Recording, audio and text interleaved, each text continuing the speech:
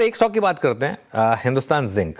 अब 6.5% नीचे आज ये स्टॉक, आज का टॉप एफएनओ लूजर है।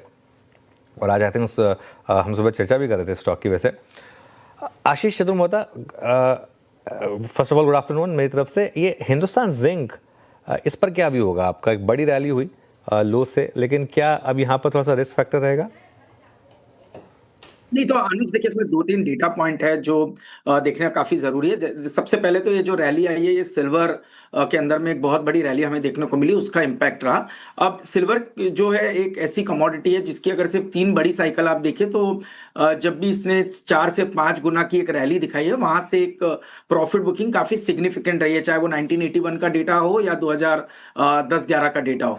बट अभी जो इंटरेस्टिंग चीज है कि सिल्वर की जो डिमांड है वो रियल है। चाहे आप इंडस्ट्रियल सेगमेंट में देखेंगे, 70% जो सिल्वर का प्रोडक्शन हो रहा है वो इंडस्ट्रियल डिमांड की तरफ जा रहा है, और ये डिमांड धीरे धीरे ग्रो होने वाली है। एक डेटा ये सजेस्ट करता है कि by 2030 we will be in a very serious deficit. तो अगर से ये डेफिसिट रहा डिमांड सप्लाई के अंदर, तो ये जो सिल्वर की डिमांड है वो कंटिन्यू रह सकती है। तो मेरे हिसाब से ये जो 1-2 दिन की प्रॉफिट बुकिंग है, it is more to do with जो प्रॉफिट बुकिंग या एक कहीं ना कहीं बड़ी रैली आ चुकी थी। बट मेरा ये मानना है कि जो स्ट्रक्चरल ट्रेंड है वो काफी पॉजिटिव है। तो चाहे वो सिल्वर हो, चाहे वो कॉपर हो या एल्यूमिनियम हो, मुझे लगता है स्ट्रॉन्ग मेटल साइकिल यहाँ पे बरकरार रहेगी। और इस तरह के जो करेक्शन है वो एक अच्छी अपॉर्चुनिटी क्रिएट करेंगे Hindustan Zinc, Hindustan Copper, National Aluminium जैसे स्टॉक्स के लिए। तो मैं समझता हूँ it's more of a buy on dip opportunity rather than कोई स्ट्रक्चरल चेंज इन स्टॉक्स के अंदर में।